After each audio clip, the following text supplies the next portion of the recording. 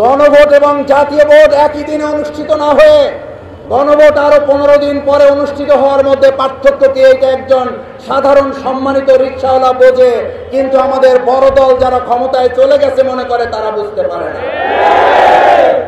আপনারা যে বুঝতে পারেন না তা নয়, আপনারা বুঝে না বুঝার ভান করেন, এই কথাটা জাতি বুঝতে পেরেছে। গণভোটের মাধ্যমে দাবি আদায় করা ছাড়া বাংলাদেশের মানুষ আগামী দিনে জাতীয় নির্বাচন হতে দেবে না।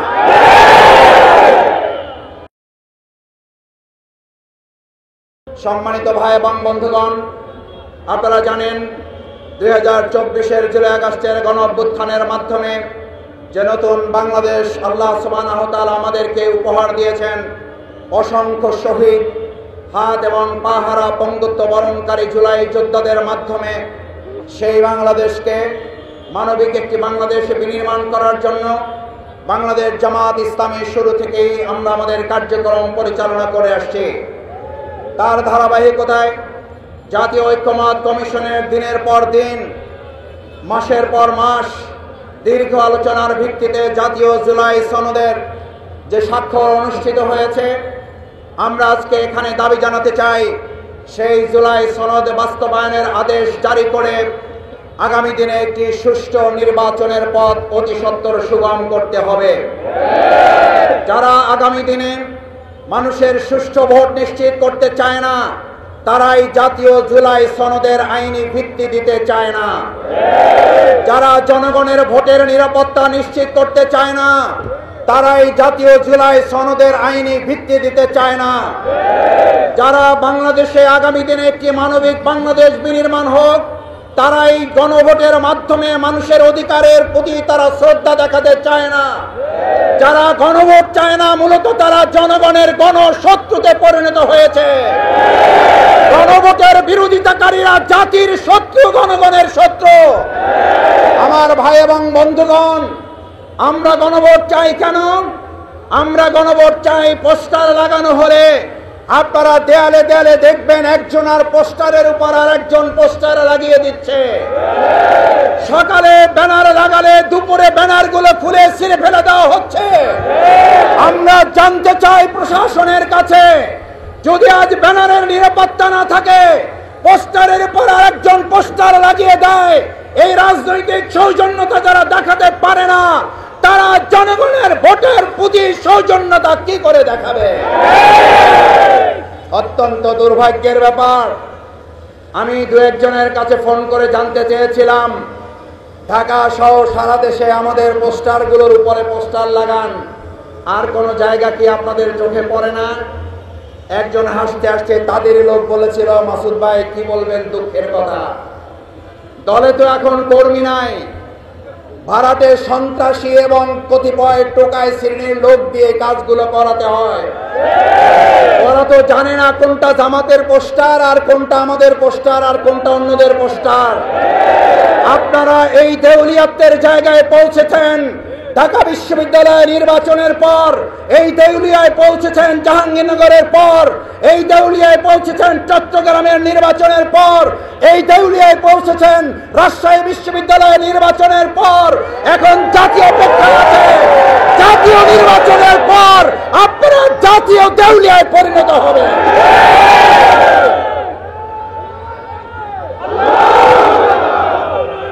আমার ভাই এবং বন্ধুগণ, আমরা খুব বিস্মিত হই একটা দলের দেউলিয়াত্ব কোন জায়গায় পৌঁছলে। আপনারা যখন কথা বলেন গণভোট এবং জাতীয় ভোট একই দিনে অনুষ্ঠিত হবে, গণভোট এবং জাতীয় ভোট একই দিনে অনুষ্ঠিত না হয়ে গণভোট আরো 15 দিন পরে অনুষ্ঠিত হওয়ার মধ্যে পার্থক্য কি? এটা একজন সাধারণ সম্মানিত রিকশাওয়ালা বোঝে, কিন্তু আমাদের বড় দল যারা ক্ষমতায় চলে গেছে মনে করে তারা বুঝতে পারে না। আপনারা যে বুঝতে পারেন না তা নয়, আপনারা বুঝে না বুঝার ভান করেন, এই কথাটা জাতি বুঝতে পেরেছে। গণভোটের মাধ্যমে দাবি আদায় করা ছাড়া বাংলাদেশের মানুষ আগামী দিনে জাতীয় নির্বাচন হতে দেবে না। হতে যে দেবে না। 4টা বিশ্ববিদ্যালয় নির্বাচনের পর মাথা এমন গরম হয়েছে, এখন মসজিদে ইসলামপন্থী এবং দেশপ্রেমিকদের উপরে হামলা শুরু করেছে। পরিষ্কার বার্তা দিতে চাই, প্রধান অতিথি কথা বলবেন, 24 ঘন্টার মধ্যে নোয়াখালীর সন্ত্রাসীদেরকে গ্রেপ্তার করতে ব্যর্থ হলে পরবর্তীতে সরকার উপদেষ্টা যিনি মাননীয়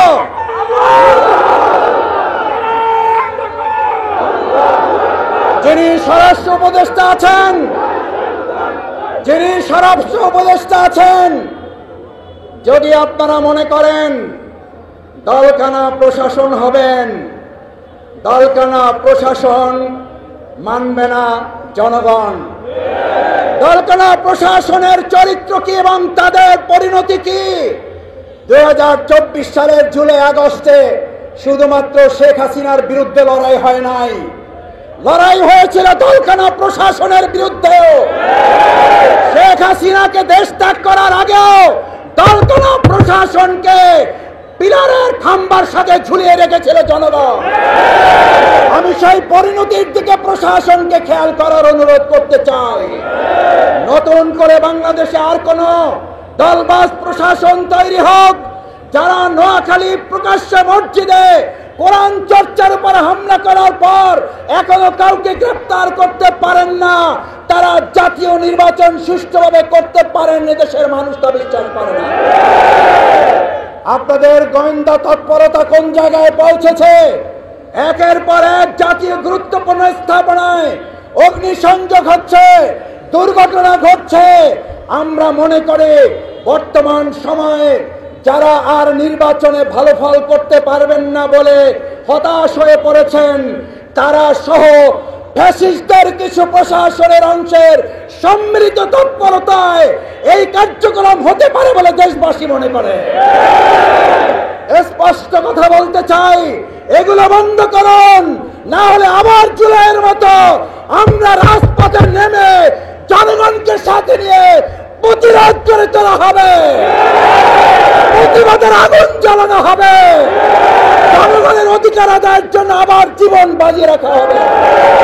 সেই আহ্বান জানিয়ে আজকের এই কর্মসূচিতে এখন আপনাদের সামনে প্রধান অতিথির বক্তব্য রাখার জন্য অনুরোধ করছি। আজকের এই বিশাল সমাবেশের সম্মানিত প্রধান অতিথি, আজকে আপনাদের জানা থাকার কথা ডক্টর সৈয়দ আব্দুল্লাহ মোহাম্মদ তাহের, সাবেক এমপি, অনিবার্য কারণবশত এখানে উপস্থিত হতে পারেন নাই। তিনি আপনাদের সকলকে সালাম জানিয়েছেন।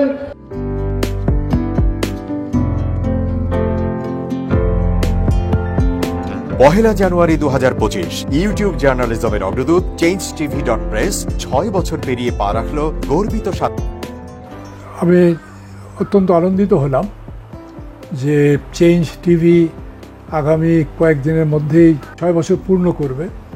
আর হাঁটি হাঁটি পা পা করে চলা শুরু করে এখন সে বেশ দৌড়াদৌড়ি করছে বলা যেতে পারে। ও নামটাও অত্যন্ত বলবো যে সিগনিফিক্যান্ট, যে চেঞ্জ, এই গণঅভ্যুত্থান কিন্তু চেঞ্জ চেয়েছে। সেই হিসেবে তোমার টেলিভিশনের, তোমার এই চ্যানেলের নামের একটা যথেষ্ট মিল পাওয়া যায়। আমার প্রত্যাশা যে এই গণঅভ্যুত্থানের যে প্রত্যাশা, যে আশা আকাঙ্ক্ষা, চেঞ্জ টিভি সেটিকে এগিয়ে নিয়ে যাবে। তোমাকে শুভেচ্ছা। চেঞ্জ টিভি যারা সম্পৃক্ত আছেন, যারা কর্মী আছেন, সামনে পেছনে সকলকে আমার শুভেচ্ছা। changetv.press এক ফোঁটা হলুদ নেই। Online TV channel change TV 6 বছর ধরে ওনারা কাজ করে যাচ্ছেন। ইতিমধ্যে জনগণের হৃদয়ে স্থান করে নিয়েছেন। প্রায় 22 লাখ সাবস্ক্রাইবার আছে। আর যে কোনো অনুষ্ঠান 10 লাখের মতো মানুষ এটা প্রতিদিন মানুষ দেখে থাকে। আমিও এই চ্যানেল নিয়মিত দেখি। তো চেঞ্জ টিভির পক্ষে আমির মোমিনুল মানিক সাহেবের উপস্থাপনা, প্রশ্নের ধরন, এগুলো জনগণ দেখতে চায়, শুনতে চায়। আমি চেঞ্জ টিভির উত্তরোত্তর সমৃদ্ধি কামনা করছি। changetv.press এক ফোঁটা হলুদ নেই। চেঞ্জ টিভি তো আমি তাদেরকে আমার অসংখ্য শুভেচ্ছা জানাচ্ছি, কারণ তারা যে ভূমিকা রেখেছে এই সময়, একটা কঠিন সময় ছিল, সেটাতে যেমন ভূমিকা রেখেছে, এমনকি 5ই আগস্টের পরে নতুন বাংলাদেশেও তারা তাদের সেই তীক্ষ্ণ একটা সমালোচনামূলক এবং যেটাকে আমি গঠনমূলক বলবো সেরকম একটা ভূমিকা রাখছেন। তো সেক্ষেত্রে আমরা মনে করি যে এই ভূমিকা আমাদের দরকার, আমরা চাই এটা থাকুক এবং আরো যেন সমৃদ্ধ হয়। নতুন বাংলাদেশ নির্মাণে আমরা চাই যে চেঞ্জ টিভি যে সমালোচনাগুলো করছে বা যেগুলো আমরা তুলে ধরছেন, সেটা এমন করে করবেন যেন আমরা সেখান থেকে শিখতে পারি এবং সবাই মিলে যেন আমরা নতুন বাংলাদেশকে সত্যিকার অর্থে বৈষম্য বিহীন একটা সমাজ গড়ে তুলতে পারি, সেটা আপনারা সহজ চেষ্টা করুন।